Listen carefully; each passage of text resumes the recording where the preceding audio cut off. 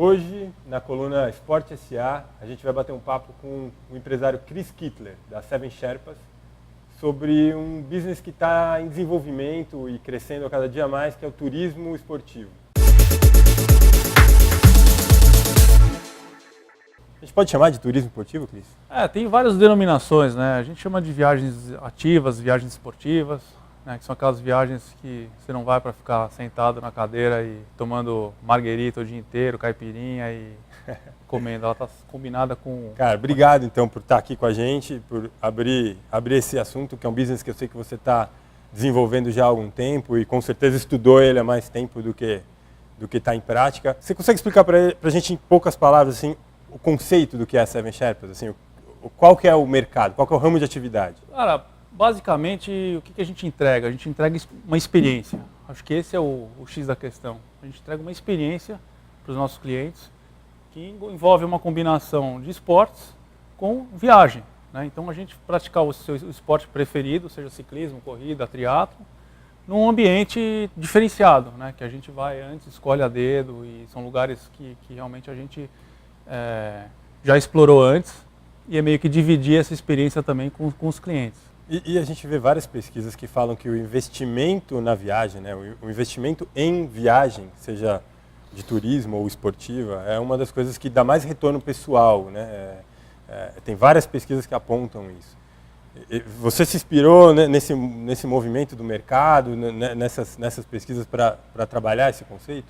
Na verdade, a inspiração meio que veio ouvindo o cara lá dentro, entendeu? Falando, pô, o que realmente te dá prazer fazer, quais são as coisas que te recompensam profissionalmente.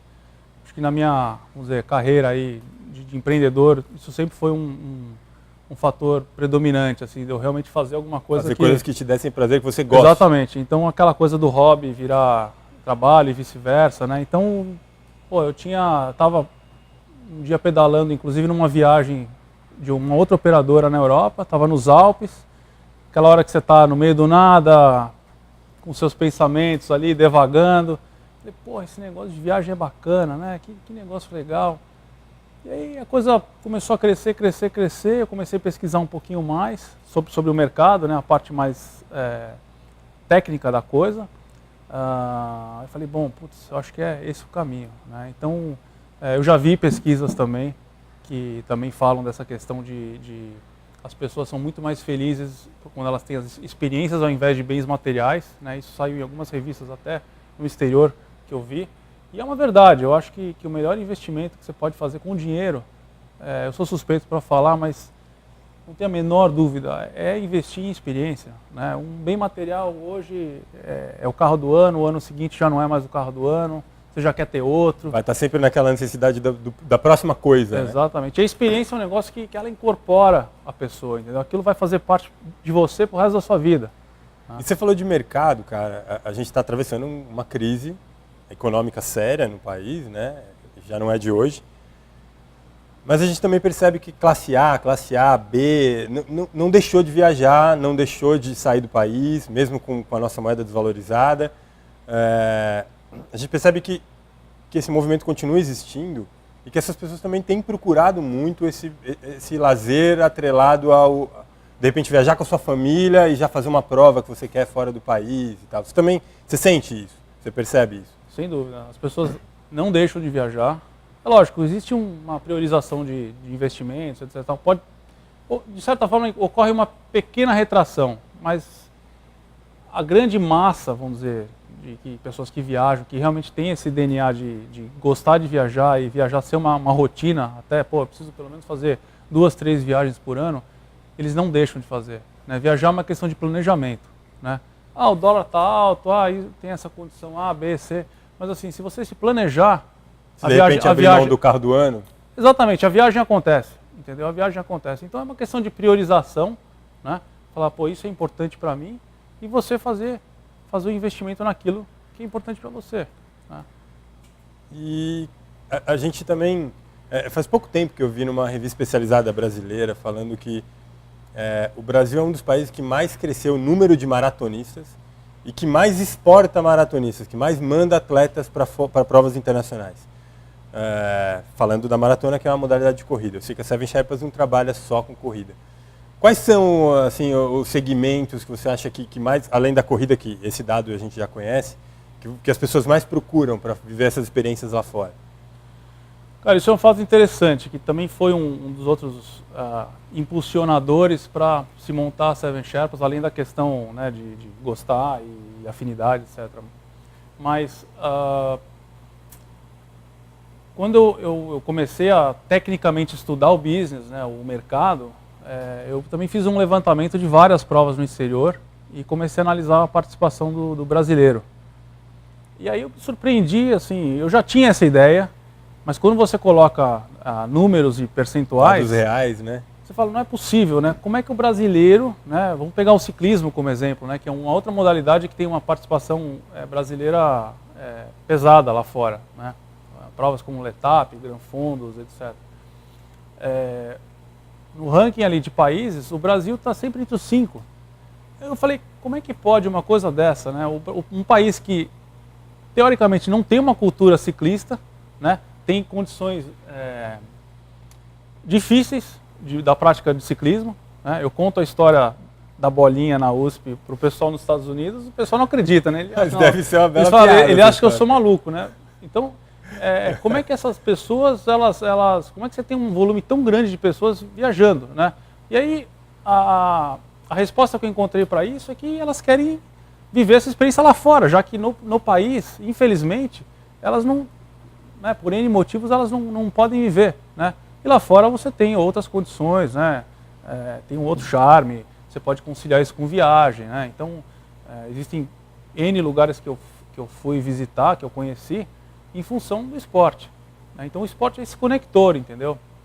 Talvez eu não iria para algum lugar específico se não fosse, por exemplo, a Patagônia, que eu fui 5 vezes depois. Eu nunca tinha ido para a Argentina. Eu comecei a trabalhar com algumas propriedades na Patagônia de corrida e depois eu fui 5 anos seguidos. É um lugar que talvez eu não teria ido se não tivesse uma corrida ou algum tipo de atividade esportiva lá, né? Entendi. Então, assim, seria o ciclismo, a corrida e, de repente, o triatlon são os produtos principais aí de venda, vamos dizer? Acho que o triatlon, talvez nem tanto, né? Existe bastante, né? Eu acho que talvez o ciclismo e a corrida sejam os mais evidentes, né? O triatlon, eu acho que ainda, por você ter um Ironman aqui no país forte e uma prova bem organizada, ele acaba mantendo muita gente aqui, porque, querendo ou não, o cara está lá para fazer tempo, o cara está lá, a Floripa, por exemplo, é uma prova rápida, ele está lá pela prova, né? E na hora da prova o cara não está vendo paisagem, é lógico que ele mais quer... difícil de conciliar com outras então, coisas. Então eu acho que o triatlon, no caso das Seven Sherpas inclusive, a gente tem focado bastante nos que a gente chama de Tri Experience, né? Que são tipo uns camps, né? Onde a gente explora os melhores lugares da região, por exemplo, em San Diego, que é o berço do triatlon, a gente leva os nossos clientes para os melhores lugares possíveis para nadar, para pedalar, para correr.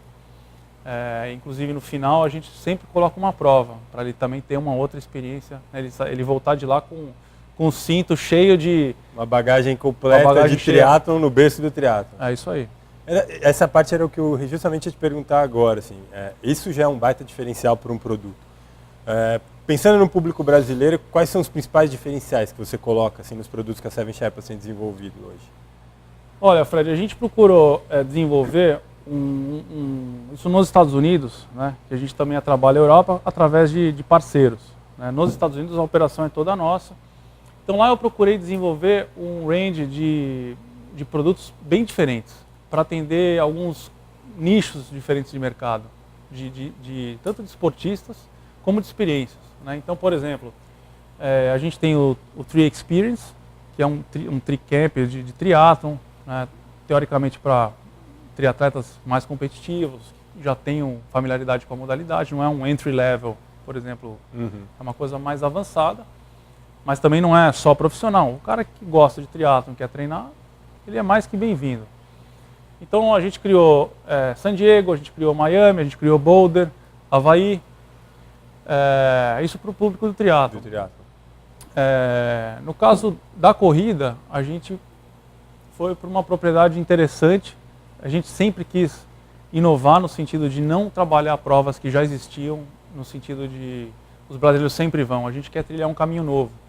Então a gente investiu numa prova que é a Rock and Roll Marathon, que tem uma pegada bem de entretenimento, música, luz, cor. Las Vegas, acho que é o nosso produto mais relevante nessa propriedade da Rock and Roll. Las Vegas é um show à parte, então a corrida, você não sabe o que é corrida, o que é boate, o que é... Eu vi vídeos já dessa corrida, não conheço a prova, lógico, mas vi alguns vídeos até antes de falar com você, eu já tinha pesquisado, porque esse é o tipo de conteúdo que acaba até viralizando de corrida. Exatamente. Por conta de um conceito muito específico, né? Exatamente, e eles escolheram a Strip lá em Las Vegas, você passa por todos os cassinos, assim, é uma prova deve ser que dispensa, você olha aquilo, você fica com vontade de ir, né? O roteiro que tem uma pegada não tão esportiva, mas uma pegada um pouco mais light, né? E que tem muito forte essa questão das vinícolas em Napa, né? Que Napa é o reduto do vinho na Califórnia, né? Provavelmente você já deve ter tomado várias garrafas de vinho, se você é um fã de... Eu gosto. Por sinal, San Diego, no outro extremo, é a capital das cervejarias, né? Tem mais de 150 cervejarias em San Diego. Isso eu não fazia ideia. Né? Então a gente também procura mesclar essa coisa que não é aquela coisa, não, eu sou um atleta que eu vou subir 10 montanhas por dia, não. O esporte está inserido nos roteiros, mas a gente procura buscar o que tem de atrativo na região para justamente completar essa experiência. Quando eu te falei no começo que o negócio é experiência. Exatamente, agora faz todo sentido. É experiência, entendeu? É experiência e o esporte está inserido, né? Porque, por exemplo, o cara que está acostumado a pedalar 100 km, ele vai querer ir lá pedalar 100, 120, 150. O cara que não está acostumado a pedalar, se ele pedalar 10, 15 e ele chegar numa vinícola lá e fizer uma degustação de vinho, ele vai voltar para casa se sentindo super-homem, porque ele fala, não, hoje eu pedalei, tomei o meu vinho e tal. Então, é a experiência de cada um. Né? Exatamente, cada um tem o seu Everest, entendeu? Então a gente tem a capacidade de fazer essa coisa, né? Pô, é um grupo forte, nós vamos treinar pesado, legal, vamos fazer. Não, é um grupo mais heterogêneo, tal, o pessoal está a fim de parar, tirar uma foto, olha que lugar bonito e tal. Também temos, né? E eu acho que a cereja do bolo de todo esse negócio são os produtos que a gente chama de Discovery em Califórnia. O Discovery em Califórnia, a essência é o seguinte, quando você conhece o lugar de bicicleta, você tem uma experiência completamente diferente de uma experiência se você estiver dentro de um carro indo de uma cidade para outra. De bicicleta, cara, você sente o vento no rosto, você sente o cheiro das coisas, você para, você ouve o som, é totalmente sensorial. E o Discovery em Califórnia, a gente tem as distâncias diferentes, mas assim, o top é uma viagem, que é um deslocamento, né, de 7, 8 dias, saindo de São Francisco e descendo até San Diego, com paradas estratégicas nas cidades mais relevantes. Então, os hotéis já estão reservados, os jantares. Então, assim, é um dia longo de pedal, dependendo do dia, tem dias maiores, dias menores, né, que a pessoa vai definitivamente conhecer a Califórnia de norte a sul e ver o que tem de melhor, entendeu? Ela não vai conseguir ter uma experiência diferente se ela estiver dentro do carro. Né? Muito bom. E olhando para a concorrência, olhando para o mercado onde você atua, porque apesar de você estar hoje em San Diego, o seu mercado é o mercado brasileiro, né? E comparando com esses diferenciais que você acabou de passar, como é que você enxerga esse mercado, onde você está brigando por espaço? Olha, Fred, eu acho que eu não tenho assim, me espelhado muito na concorrência, eu estou mais assim... focado em desenvolver experiências novas que sejam sedutoras, entendeu? Que as pessoas tenham realmente muita vontade de ir e que as pessoas que foram voltem com uma experiência positiva para poder contar para os amigos e no ano seguinte ou experimentar outra ou voltar, etc. e tal. Eu acho que esse é vamos dizer, o grande foco do nosso negócio, entendeu? É realmente desenhar, fazer um design de coisas que são únicas, que são realmente espetaculares, que eu quero que a pessoa tenha... a gente fala de lifetime experience, né? São coisas que duram para a vida toda, né? Que do mesmo jeito que você conta da bolinha, ele vai contar talvez para o neto dele. Exatamente, né? Exatamente. Então, eu acho que a concorrência, ela existe, mas a gente também resolveu aquela questão que eu falei de fazer diferente, você não dá para você comparar uma maratona, por exemplo, de Nova York com uma rock and roll. São experiências completamente diferentes. Tem o cara que quer ir para Nova York, que por sinal é uma prova, eu corri, é espetacular, né? Eu lembro de entrar ali em Manhattan, dá até arrepio. É uma coisa assim. Mas tem gente que está afim de outra coisa, entendeu? Tem vários públicos. Então, não é uma concorrência assim de um dar cotovelada no outro, né? Tem alguns até que são concorrentes, a gente acaba também fazendo parcerias, etc. e tal. Então, acho que esse não é o ponto, né? O ponto é a gente ter realmente uma diferenciação e a Seven Sherpas ser vista como uma coisa diferenciada, uma coisa inovadora, uma coisa única. E você falou agora do público, né? Que vai ter o cara que vai querer correr a maratona de Nova York, vai ter o cara que vai querer experimentar os seus primeiros 5 km num lugar especial e terminar em algum lugar mais especial ainda, tudo planejadinho. Falando com esse público, que cuidados você acha que a pessoa que está buscando uma empresa como a sua tem que ter na hora de escolher um roteiro? Assim, por conta desse lance do nível de experiência dos outros atletas, do todo que está envolvido, se a hospedagem está, se o apoio técnico está no ciclismo. Onde que você acha que dicas você poderia deixar para alguém que está buscando uma experiência fora? Nem que não seja necessariamente na Seven Sherpas, mas onde seriam os pontos de atenção para essa pessoa olhar?